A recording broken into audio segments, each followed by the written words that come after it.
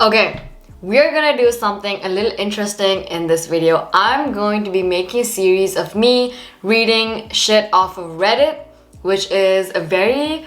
I don't even know how I feel about Reddit because it has one of the most creepiest, interesting, but very kind of stories on there. And I could literally spend hours reading things off of Reddit because they're super freaking interesting, but it creeps me out sometimes. So I'm gonna read some of the things that I want to read. I kept them saved on my phone, but I'm gonna read it on camera and react to it so you guys could enjoy it with me. Okay, so today's topic is, when did you realize you married the wrong person? Okay, I'm gonna read all the responses and react to it and give my input on, you know, whatever's going on. So let's go. When I realized if we weren't dating, I wouldn't have wanted to be his friend. Honestly, I could say the same thing. Like, if you can't be his friend, or there's something really cool that I saw on the internet. If the partner you married, if you don't want your son to be exactly like him, then you have married the wrong person. And that is so freaking true. Like, right now, whenever I choose my partners after a very traumatic experience from my past, I always think, would I want a son exactly like him? So that's something to think about. I realized that I was hiding good news from her because I knew she would make me feel bad about it. I hope she was going to grow up and stop being selfish and childish. She never did. Here's one thing. If someone is like this in the beginning of the relationship, trust me, it is always going to be that way. I know there are a couple of people out there who go like, oh my goodness, he's gonna change because he loves me, yada yada yada. No. These small tiny problems in the beginning of a relationship is gonna be huge problems. Even if you think that it won't be, it will be. Once you get married, it's a whole different story. Like, when you're many years down the line, yeah, it's gonna be a problem. The fact that he doesn't put the toilet seat down, it's gonna be a problem. The fact that he doesn't help you shopping or he doesn't like going shopping with you is gonna be a problem. Because at the end of the day, you can tolerate all of those things for like 2-3 years, but it'll be so energy draining when you have to deal with it for the rest of your life. And being with someone who you can't even share your good news with is the worst kind of person to be in a relationship with. Like, I mean, if you're in a relationship with someone, like for me, for example, if I'm in a relationship with someone, I want to be able to come home and tell him good news so that he will be happy with me. Imagine having a really good freaking day and then you come home and then you're trying to hide everything from your partner only because you feel like they'll react in a bad way.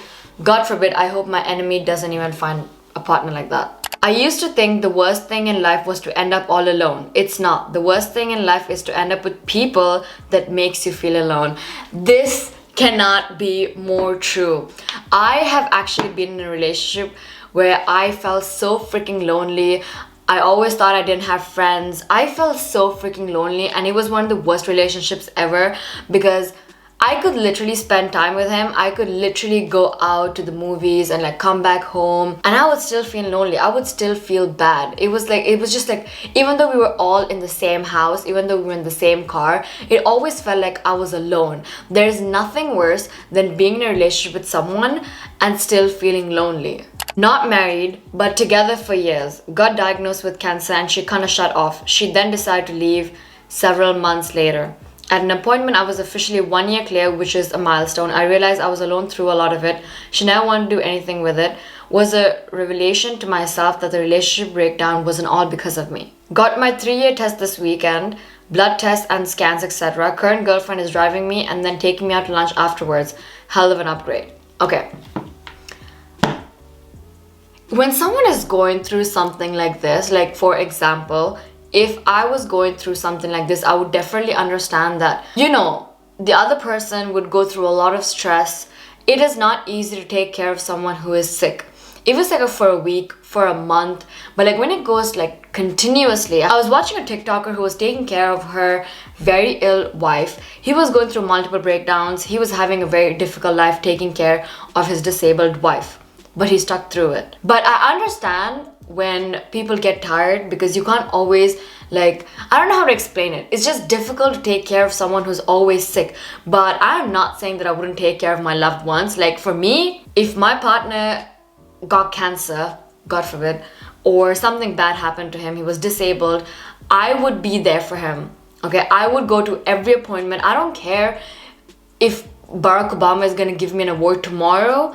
If tomorrow is his birthday, or if he's going to the doctor's appointment tomorrow, I'm gonna be there. There's nothing that's gonna stop me. But at the same time, we need to understand that people who take care of ill people or disabled people or people who are going through shit, they have a hard time too mentally. So I don't really know, but like, I said my piece. When I came home from the ER after being diagnosed with severe lung disorder, and she immediately left me with the kids so she could go out drinking with friends. Her exact words were, "I need you to make them dinner. I'm running late to meet up with everyone." I'm gonna try to be understanding here, okay? Like, maybe she was going through shit. It's not easy to see your partner, just like what I said earlier, it's not easy to see your partner going through shit. And maybe that was just her way of disengaging with the whole situation. Maybe it was difficult for her. Like, this is me trying to be understanding. But on the other hand, like I said, I would have never done something like that, because like, here's the thing, when my partner gets sick, he's like the biggest baby ever. Okay, he can't sleep, he can't cook something for himself, he can't even go and take a shower. So I have to help him with all of those things. I'm a being here, but who knows, everyone is different. 6 months after our wedding, when I found out about the emotional, he says only emotional, but I'm pretty sure it was physical too, affair through text messages. He had sent his affair partner screenshots of my text to him in which I was begging him to talk to me and tell me what was wrong. They both proceeded to make fun of my desperation to fix my marriage, and his affair partner said something along the lines of, "Poor, violent, she doesn't know anything and keeps begging you for attention and affection." The moment I read those words, I realized how big of a mistake I made. This is why, ladies, stop. This is why I tell you guys, never beg a man. If it ain't working, it ain't working. You have a conversation once. If you really want, you could go for two, but you never beg anyone, especially never beg them crying about shit like this, because this is the kind of things that will happen. In one of my previous videos, I actually literally said the same thing. I told you guys, imagine you sending him voice notes crying, or sending him videos of you crying, and then him watching and listening to all of those shit with a girl lying next to him in bed, and both of them laughing together.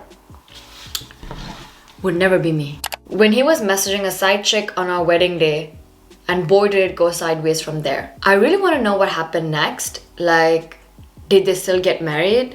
Because like, I hate when people post things like this on Reddit and like they don't give an update. Like, did you guys get married?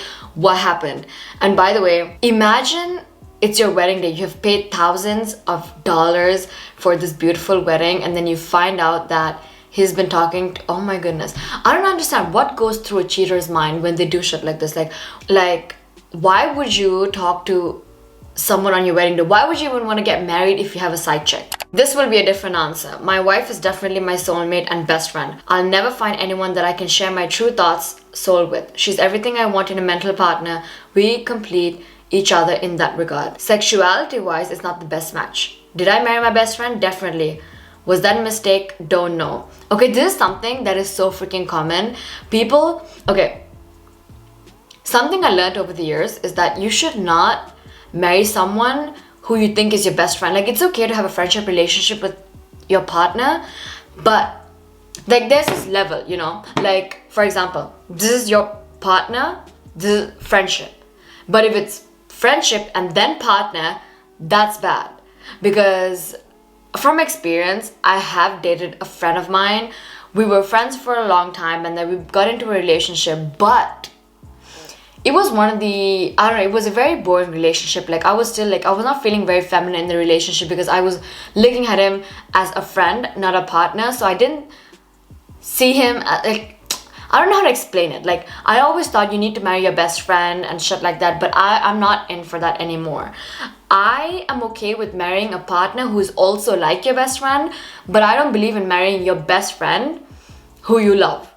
Like, it could go like sideways. So these were some of the few Reddit answers that I found on this question, which is kind of interesting to me, because like, Marriage is a very difficult thing. You know, we all think like, oh, marriage is easy, marriage is this, marriage is that. No, once you get married, your whole life changes. It's like very different. You have to go through a lot. You have to tolerate more. When I was little, when my mom used to say things like, you know, when you get married, you can do this, you can do that. No. No. But here's the thing. Marriage can be easy when you find the right partner. And one way to detect, which I use right now, is to know if you have the right partner or not. Like I said in the beginning of this video, you need to think like this. Would I want a son exactly like him? If the answer is yes, cool. If the answer is no, don't marry him. Because the things that your son will learn are the same things that he sees at home. The things that your husband will do. So here's the thing. They can't choose their father. Listen, your kids can't choose their father, but you can. So make sure you pick the right one. So anyways, that's about it for this video. I hope you guys enjoyed this video. If you did, make sure to hit a thumbs up. And let me know what other things I should read on the internet.